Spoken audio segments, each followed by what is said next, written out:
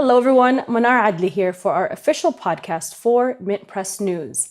As part of its war on its neighbors, Israel continues to bomb Lebanon, and virtually the only resistance to this comes from Hezbollah. Hoping to destroy the group once and for all, last September, Israel carried out a successful assassination strike against Hezbollah leader Hassan Nasrallah. Yet the organization was not broken. Now, the US has come up with a new plan to defeat Hezbollah. Force it to disarm. Washington has announced a plan to push the only resistance to Israeli aggression in Lebanon to give up their weapons, with the US ambassador reportedly even succeeding in getting the Lebanese government to sign off on the idea, which would mean the Lebanese army foreseeing the action. But what would it be in for Hezbollah? And if Hezbollah were to disarm, would that open the door for another invasion by Israel of the country to capture more Lebanese land? Joining me to discuss the US and Israel's plans for Lebanon is Ghadi Francis. Ghadi is an author, a journalist, and a war correspondent from South Lebanon. She is one of the most principled and incisive voices covering Lebanon in English, although you might find it hard to keep up with her work as Meta recently suspended her Instagram account. This is her second appearance on the show. Ghadi, welcome back. It's good to be back, Manar, and thank you and all the colleagues in Mint Press for their solidarity with my ban. It feels good to be banned, you know. It's a validation that we're really getting through, our voice is getting through. And in general, the amount of solidarity and I reached around 1 million people in 10 days. So this tells you that the voice is there and they cannot even silence us anymore. Absolutely. And I think I don't really think that this is a coincidence, considering the timing that you were banned from Instagram, you were taken down.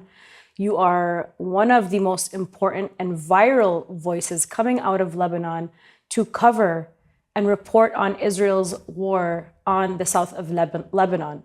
And so there's no question that this was a direct target and attack against you, Ghadi. But you do have our support, and we will stand with you on social media and bring you on and allow your voice to not be silenced.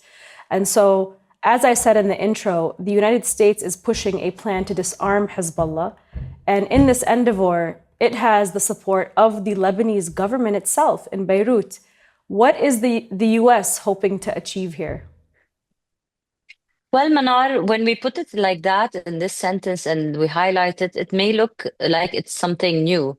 But if we put it in the context, here in Lebanon, the idea of disarmament of Hezbollah has been going around by the US and its pawns in Lebanese politics for over a decade. It's actually been there since the start of Hezbollah in the 80s, because anybody who is armed against Israel is always cornered by US policies in the Middle East in general and in Lebanon.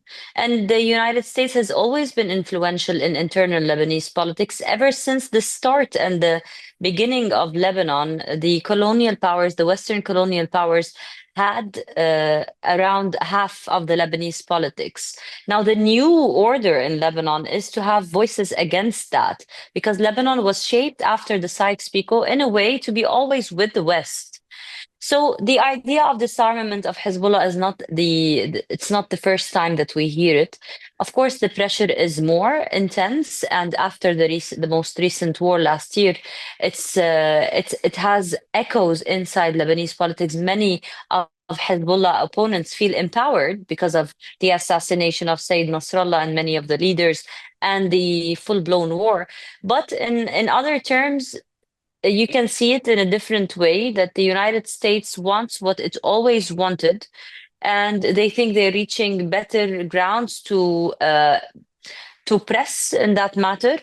And yes, they have a government that is all in their favor, in favor of Saudi Arabia and the Americans. The prime minister is obviously totally aligned, or I can unapologetically say he's a pawn, because right now, today, and every day, people in Lebanon, Lebanese citizens, civilians, families, children, people are being killed, and drones are flying above our heads.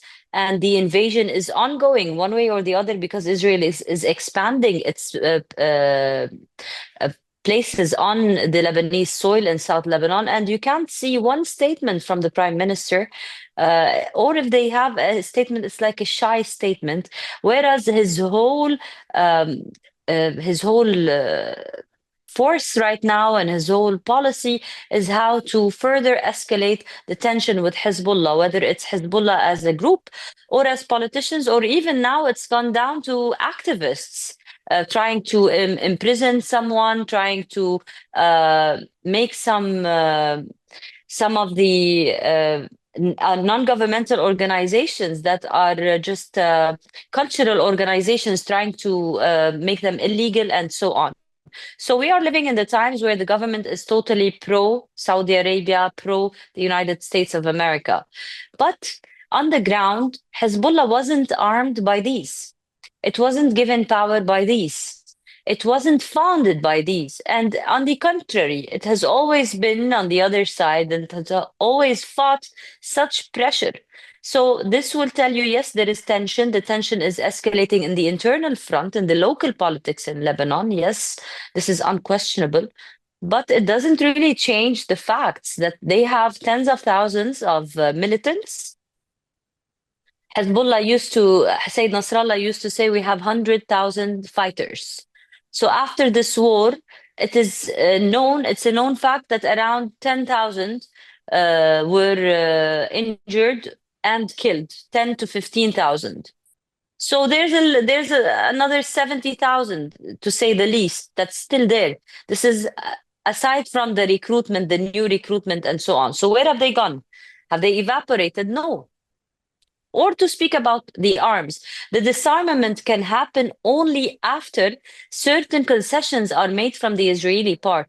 This has always been what Hezbollah says, even in 2005, 2006, 2007, even when Nasrallah was alive. They used to say, we are not going to hand our weapons unless there will be they call it in Arabic, the strategia a strategy of defense for the country, which the people of South Lebanon know for good and for real that they will be protected, that the soil of Lebanon will be protected, because the resistance in Lebanon came as a reaction, Manar.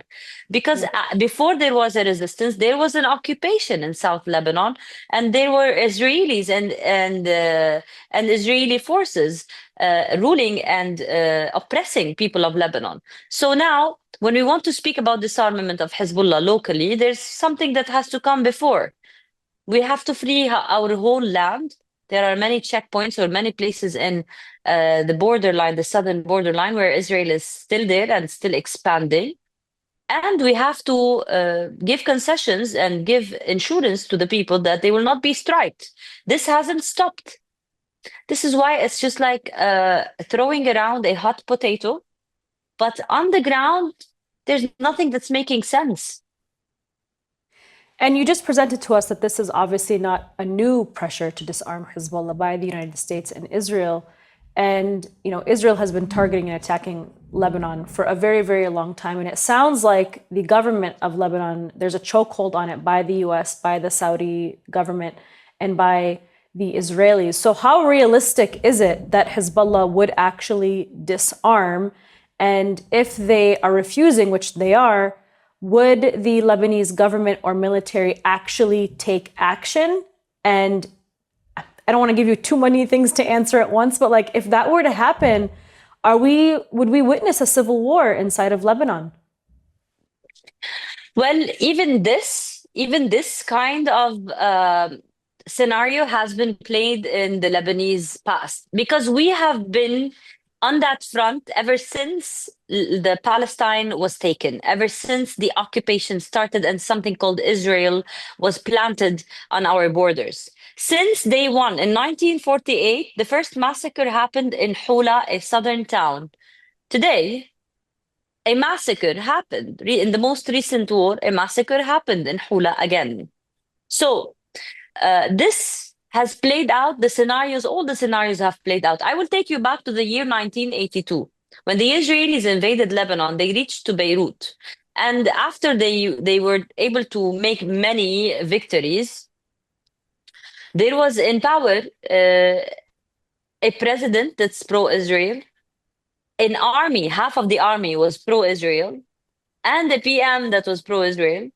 And there were people who were wanting to normalize, and there were actually we it's designated as May 17th convention in Lebanon. It was an actual normalization deal, a total giving up deal with the Israelis. That happened in the Lebanese history, but that was turned over again by the Lebanese people. So we have reached in our past places that were even worse than what we are talking about today. But in the present, this is not the status quo. And this cannot be the status quo. I will take you down into the Lebanese politics a little bit for you and your viewers. First of all, the Lebanese army, although it has been befriended by the United States.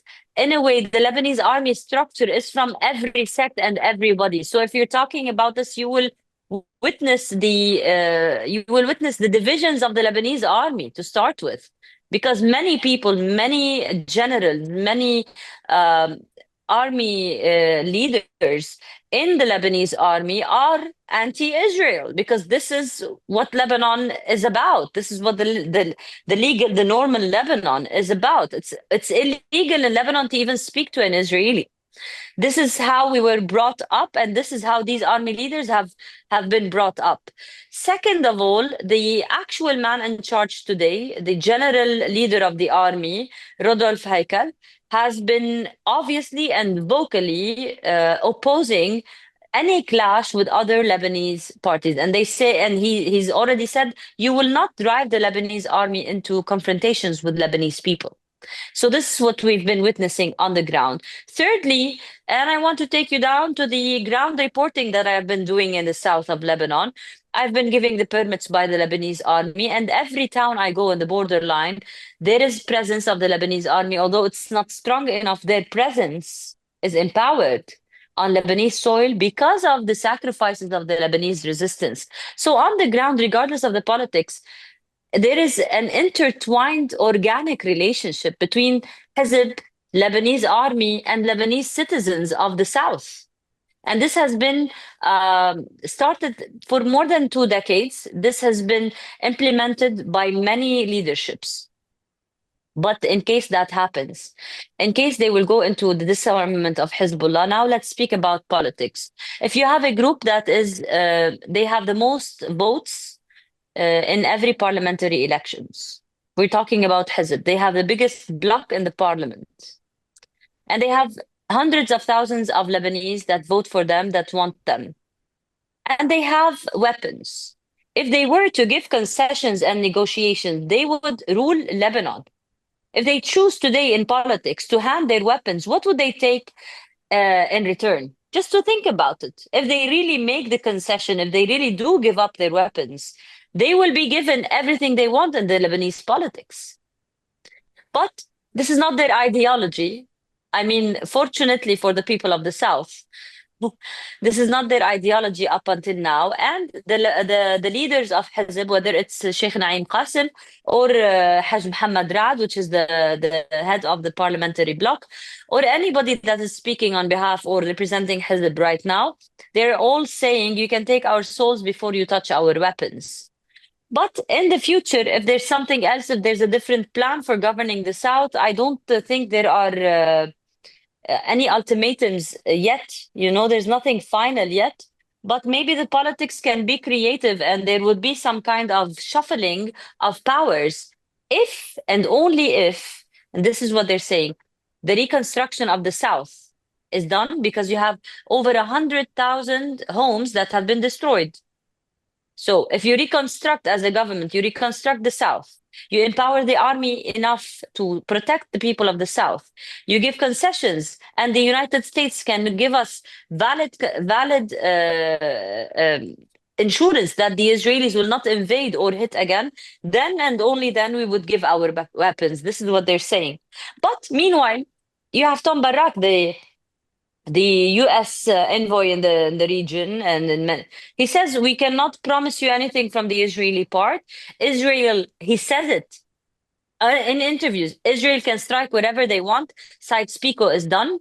Israel can do whatever they want, and wherever they feel the danger, they can strike. Israel striked Qatar. Israel striked Iran. Israel strikes Yemen, strikes Syria. Wherever they want, they strike. So in the meanwhile, there's nothing to really tell the people of the South or Hezb or the Lebanese people in general.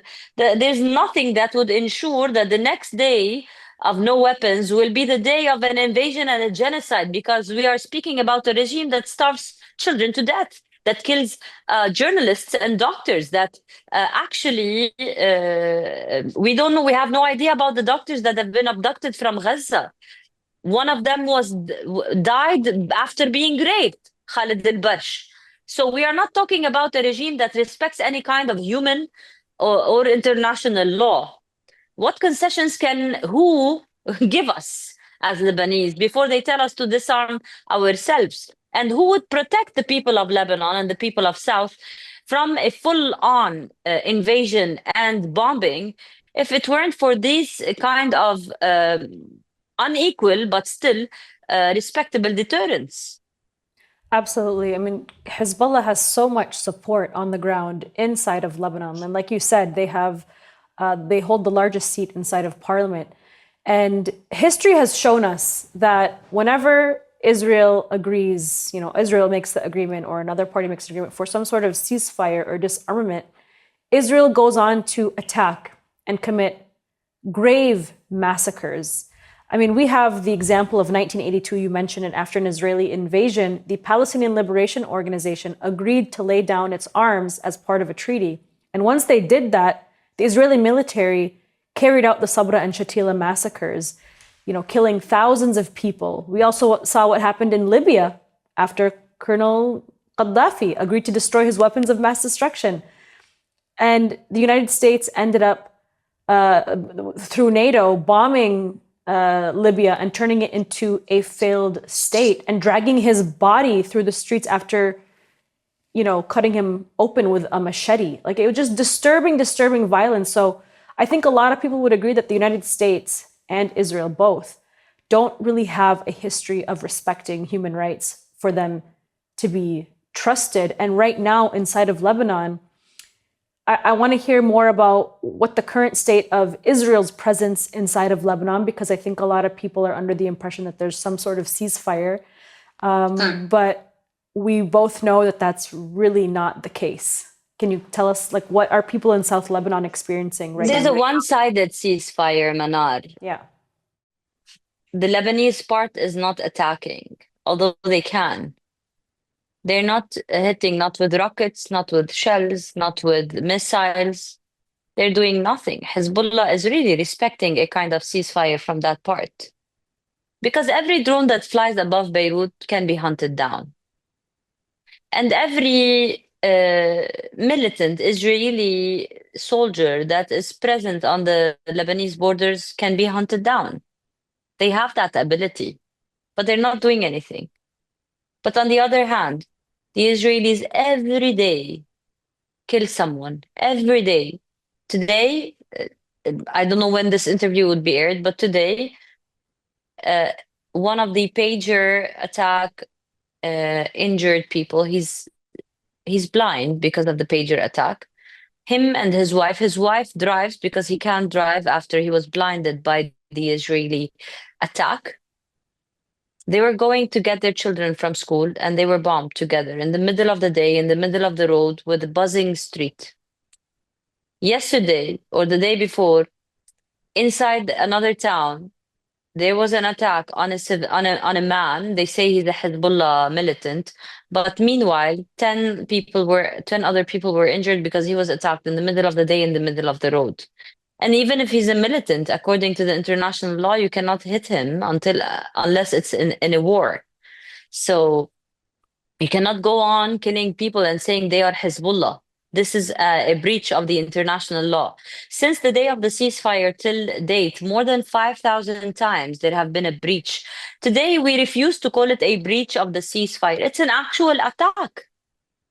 They are attacking people. Last week, or around 10 days ago, they killed they targeted the whole family. The father died. Two toddler twins died, and a 7-year-old girl died. The only survivor is the mother and one of the kids that is in a severe condition right now. And they said they were, oh, sorry, by mistake, we were killing someone passing by. They are empowered to do anything around Lebanon because unfortunately not the world is not stopping them. The Lebanese government is not speaking about it because the Lebanese government has been placed there to do that, to make further pressure on Hezb and on the resistance. But the breaches are there, the killings are there, and if we want to talk about their presence on the ground at the borders, during the war, 66 days of war, 57 days of actual combat. They weren't able to stay on 1 acre of land in Lebanon, not on 1 acre, on 1 meter of land in Lebanon. From the west to the east, the whole borderline between South Lebanon and occupied Palestine was not taken. The Israelis continued to try to invade and they continued to fail. They were, exactly as Sayyid Nasrallah said, they were marching vertically and going back horizontally for 57 days. Although there was a lot of losses on Hezbollah's side, but they fought and they deterred the ground invasion. After that so-called ceasefire, because there is a respect to the so-called ceasefire and Hezbollah didn't fight anymore, they were able to take 5 points on 5 mountains, which are today 12. They are expanding. They are choosing the mountains in Lebanon, the border mountains that are strategic. And they are building their army sites over there. And they are building walls over there. And in the southernmost border villages, every time they want to do anything, sometimes you are sitting in a cafe in Ait al-Shab and you get some artilleries or some threats. Sometimes you might be just passing by in Aitarun and a drone will come just next to you and talks to you and tells you, bring down the window. They have some speakers with them. They are attacking the human life in the border villages and they are trying to tell everyone, you're not safe here, go away. But the Lebanese resilience and resistance, which they would never understand, is that people are staying there. People are staying in their border towns. They are reconstructing with whatever their bare hands can do, with their own personal savings or help from some non-governmental organizations or some people or some diaspora who are empowering them or some families. And they are staying and they're reconstructing with whatever they can and they are claiming their ground. But the Israelis are expanding on the hills. They are expanding their kinds of attacks. And there is not one day in Lebanon, since that ceasefire, not one day without an attack, not one day without drones penetrating our airspace, not one day without our seas being penetrated as well. They abducted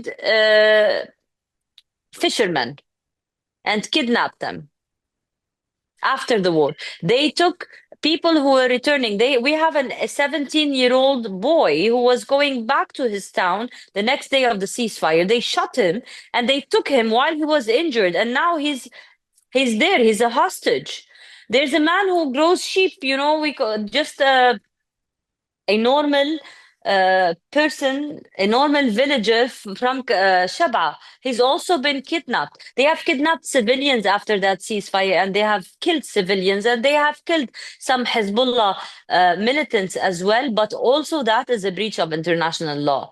So what kind of ceasefire? It's only a one-sided ceasefire. And I think many of the Lebanese people inside their brains, they're like, we don't want a full-blown war. But this is not an actual ceasefire. This is just another form of war.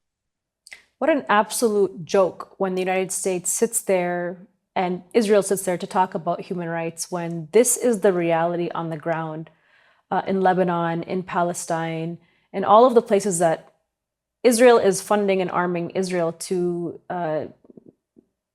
take out people, kidnap people, children, fishermen, shepherds. It's so disgusting. I mean, just listening to you, Ghadi, I'm just enraged by how bad things are on the ground. And yet we have a corporate media here in the United States that, despite the genocide that's taking place and this acknowledgement that Israel is engaging in apartheid, in occupation, in ethnic cleansing, in genocide, and the kidnappings and the assassinations, etc., etc., etc. The list goes on. It's like a list that is too long to even mention in a short conversation. They go on to defend Israel's right to defend itself. They protect that for Israel.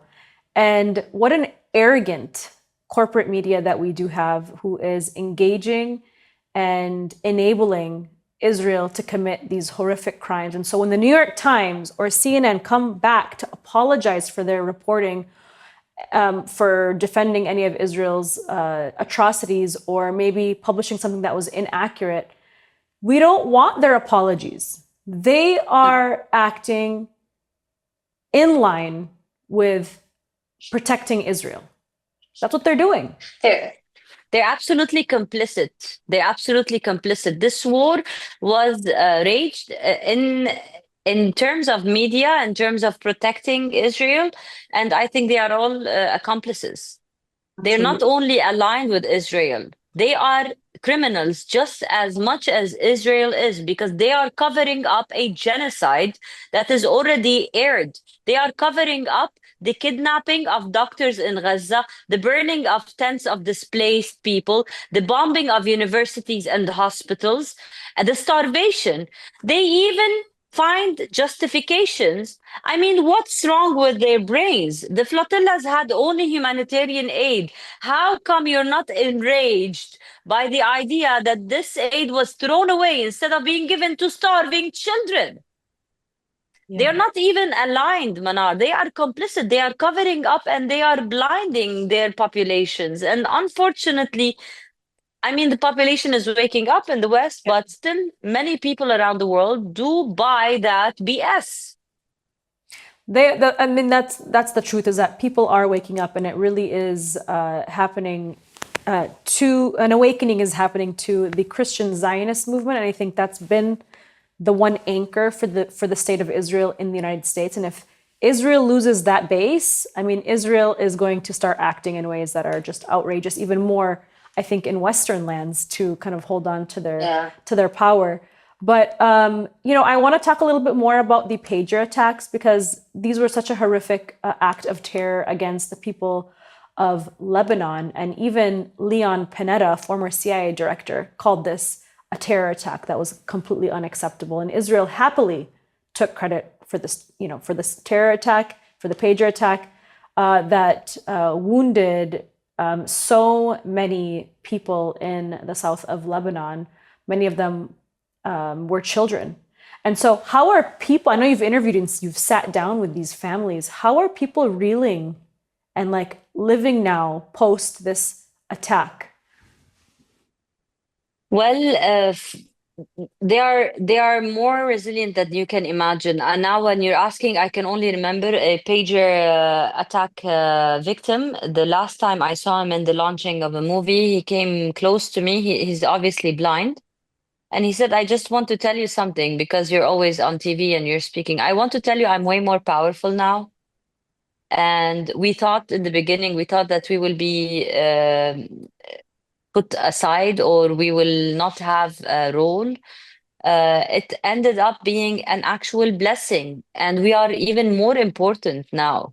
This is what he said. Yeah. I'm not saying this to be poetic here. I know it's not very wanted to lose your fingers or your eyesight, but the pager attack that was paraded, unfortunately, by the Americans and the Israelis. We will not forget the golden pager that was gifted to Donald Trump and the way he paraded it.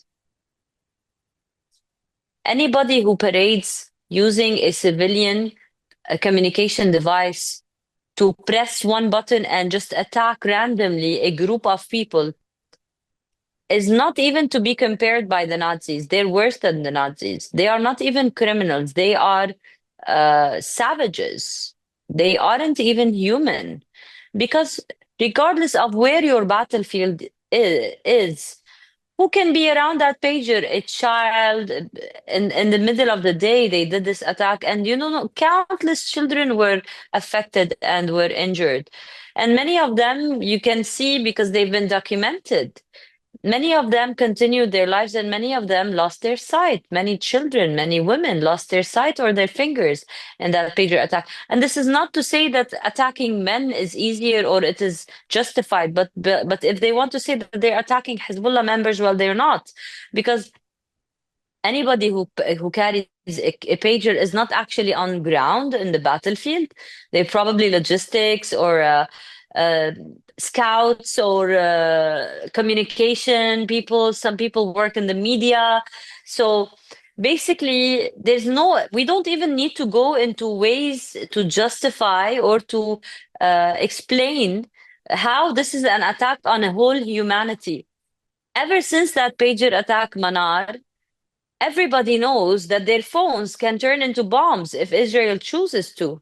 And then Benjamin Netanyahu goes in the podiums of the United Nations and the United States of America and says, you are holding a piece of Israel in your hand, designating the phones. What tells me that right now, when I'm speaking to you, if Israel wants to, my phone wouldn't explode and kill me? Or your phone that you put next to your bed every night would not turn into a bomb? Who stopped Israel when they did that? No one. Who can ensure us and who can be trusted to tell us that Israel doesn't have the ability to do that today and tomorrow using the AI that is provided by the technological warfare in the American deep state? Who can tell us today for sure that this cannot be used in the future against anyone, anywhere? No one. So it's not an attack on Lebanese people or on Hezbollah. It is actual empowerment of a rogue ethnic state, ethnic apartheid state, to actually kill anyone, anytime, using anything.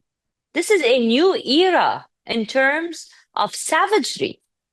And what I can't understand is that there are people who go out unapologetically parading that. You are holding a phone. You are holding a piece of communication or technology in your house around your children. Are you saying it is okay for anyone or your enemy to use it to attack anywhere? I mean, we are talking about the Americans that used to question Avril Haines when the Biden administration came in. I remember that. They used to question and interrogate people who are going to hold positions in the CIA and so on because of their massacres while fighting Qaeda. They used to say, well, you attacked bin Laden and there were children in the other room.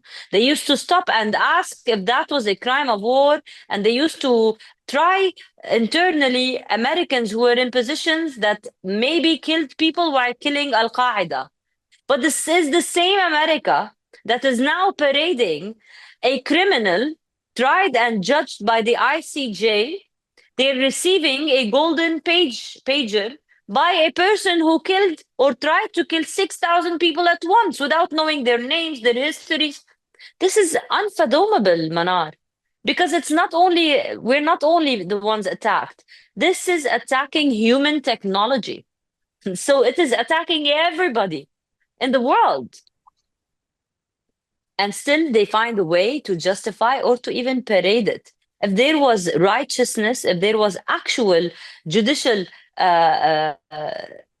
logic ruling, everybody who parades the pager should be in prison. And everybody who did that should not be really thought of as like a great attack. It's just like gas chambers. It's just like when, you can have someone justify what Hitler did. You say that he was scientifically, I don't know, he was scientifically smart. This is what they're doing now. They're saying Netanyahu is smart by attacking people using their pagers. Well, no, he's not. He's just a criminal. It's a hit below the belt. You couldn't confront Hezbollah with 80,000 soldiers on the borderline. 66 days you tried to enter Lebanon and you couldn't. But using the pager to attack people and saying that you are like your supremacy is, it's not your supremacy, it's American taxpayers' money and American technology and the United Kingdom and the EU. It's not even your supremacy. It's other people's money empowering you because you are the colonial ethnostate power inside the Middle East that is here to further escalate all the tensions and the divisions among the nation, the natives and the nations here, just to go on and take our land and take our gas and take our history and take our culture. So Netanyahu is not smarter by doing that. He's just more savage and more empowered. And my problem today is not only with him. I have a problem with the world, Manat. I was thinking as I was preparing myself to your interview, I was thinking that you're going to talk to me about the flotilla. And I'm saying, like, how dark these days are for people of our region, because now it is an ongoing known fact that some people matter more than others. Yeah. So we all know that if you are holding a European passport, you will get out of the prison. We all know it. And we all know that if you are a Palestinian, you're dying inside. And just to be living in a time where this is a fact is so unfair. It makes me so angry. It's not okay to live with this fact and to pass it on to our children. We're not lesser people. We're not less important. We're not less deserving of life. You know? I mean, this is colonialism. This is modern day colonialism that subjects all of the people in the region to this kind of oppression. And, Israel just keeps exposing itself to how savage they truly are. And yes, this is not just about Israel, but this is about an entire white supremacist capitalist system that is there to occupy, to steal land, ethnically cleanse, and take over, and steal and steal and kill and subjugate the native people of the land. And can you believe that Trump has complained, oh, Israel is planting spying devices all over the White House? It's like, well, yeah, that's how far Israel has infiltrated. And now the United States is like, This is what you reap. This is what you reap after what you sow. Exactly. Like this is the monster you've created. And now you're like, oh, look, even we're being spied on. But it's definitely going to happen. The confrontation will definitely be there. They will not accept America. America as is, as a nation, the diversity, the culture, the American culture is made and built on diversity. So it cannot coexist with that.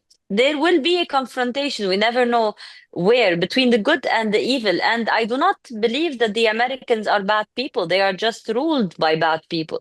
Of course, yeah. I mean, most Americans, if they truly knew what Israel was doing, I mean, I don't think even an iota, not even a single American would support the U.S.-Israel relationship. But again, it's up to those, I think, the Christian Zionist movement. Once that kind of goes through, I think Israel... It's always been that, by the way, Manar. Yeah. The Christian Zionism is the one that planted Israel. There wasn't any Jewish Zionism. It was planted by Christian Zionism, by Lord Shaftesbury, and then by Belford, and it started over there. And there were travelers who came here, Christian Zionists, who came here to this land, who came to excavate and to understand and to build up the whole myth that would breed in what we're living in our modern days. Books, countless books say that, you know? Yeah. So I want to wrap up by talking a little bit about two things. So I have two questions left for you. One is about Hezbollah again. A lot of people looking from the outside have made the statement and have said that Hezbollah has been weakened now because of the pager attacks, because of the assassination of Sayyid Hassan Nasrallah. What is the state of, I mean, I know you described a lot of things, but what is the current state of Hezbollah? Have they been weakened, or are they stronger than ever? And then after that, I'll ask you about the economy, and we could wrap up after that. Well, if I want to be realistic, nobody really knows the actual state military-wise of Hezbollah. Nobody really knows. Because it looks like, let me put an analogy here.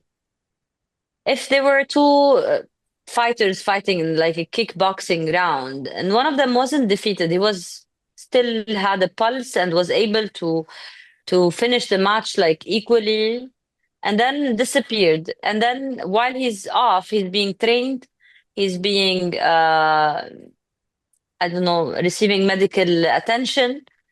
You still didn't see him again in the battlefield or in the ring again. So you don't know if he's come back stronger, angrier, better, or defeated. Hezbollah has been playing low, laying low discreetly for a year now. The reports say that financially they have been rescued. Even Tom Barak said there are $60 million per month, but Hezbollah, the reports say $3 billion were put aside for the reconstruction of the southern suburb of Beirut, and that some raises were reported for the militants, raises in their salaries. This is one side. Another side is that they are now going into the secret kind of work, which is an upper hand they have when you have this kind of espionage and AI working for the Israelis. So they're working in secrecy. Nobody knows anything about their kind of structure or work military-wise nowadays. So, and whenever they find any kind of target, they would kill them, the Israelis. So they're just searching for them all over the south of Lebanon, but they are there. They are moving around. And some analytics would say that thousands of people from Hezbollah are moving around daily in the south. So I think military-wise, they were able to just to like speculate. I'm speculating here. I think they were able to reconstruct whatever communication network they used to use. Now they have a different one. They have a different structure. And I think they're always training themselves and getting ready for another battle. But we don't know unless the actual battle starts and we see. What has been proven in the past war, in the most recent war in 2024, is that on the ground, they weren't defeated. In the ground invasion, 0 wins were given for Israel. Israel won by airstrikes, and it has always had the upper hand in airstrikes. Israel won by the intelligence, by attacking, and even in the airstrikes, I think Sayyid Hassan Nasrallah knew that they will attack Dahi, but he didn't know that the Americans will give them the bunker busters. So if it weren't for the American bunker busters and the American help, Israel wouldn't even win in the skies. So if the whole world will come with Israel to fight Hezbollah, yes, Hezbollah is weaker than the whole world. But if it's only Israel, it's a matter of question, and we have to live and to see. Yeah. Lebanon is obviously a very fragile country right now. It's been dealt with a very dire economic state even before October 7th and even before this current conflict between Israel and Hezbollah. Could you describe the economic state of Lebanon right now and how that's playing into all of this conflict between the Lebanese government and the disarmament and Israel's war on Lebanon? Well, it's using simple mathematics and analogies, just like I did the first. If someone is bankrupt, they're easier to manipulate. They're easier to blackmail. They're easier to to employ. But the bankruptcy, the banking system, the falling down of the banking system and the economic system has nothing to do with Hezbollah or this problem. It has to do with the corruption. It has to do with the internal kind of politics and governance of this country, where warlords and sectarian entities partition and divide everything among themselves. So there's no actual accountability. Everybody would protect their man because he's from their sect. Everybody would empower a corrupt person because he's their guy. So we reached a place where the actual state failed economically because it was taking money from the banks to spend on the politicians and not even producing anything. But this has nothing to do directly with the Hezbollah, but it has everything to do with the society. When the society is impoverished, it's easier to manipulate, it's easier to make moles for espionage. It's easier to tell the whole people that you will feel better, you will be given relief and given money, and the World Bank would help you, and America would help you, and Saudi Arabia would reconstruct, and everybody would come and help you if you're all against Hezbollah. So it would really help you in actually stressing and making more tensions in the internal politics. This is how I can see that the economic state affects.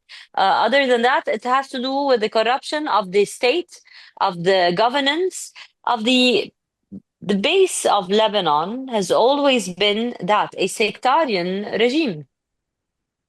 So this is why there was never actual accountability. And the man, the icon of the failure, Riyad Salemi, who's been the governor of the central bank, was directly in charge of the dilemma, of the problem, of the catastrophe that hit the Lebanese economy, has been freed recently by Nawaf Salam and his governance, by that new, I don't know, reform era. So this is how big the lie is when it comes to having an actual state in Lebanon. We have always been occupied one way or the other. A sectarian regime is not a fair regime. It's a regime where no one is held accountable, and we're living in it. Well, Ghadi Francis, thank you so much for joining us today. We're, of course, always praying for peace in Lebanon and, for the people, the resilient people of Lebanon to be able to rest. I'm sure that, they're on high alert always as Israeli drones are flying over their heads and with all of these attacks. But we thank you for your bravery and for your courage and for your voice. I'm sure that's why Meta took down your page of over 400,000 followers. We stand with you, we support you, and we encourage everybody to follow your new page up on Instagram today. Thank you so much. Thank you, Manar.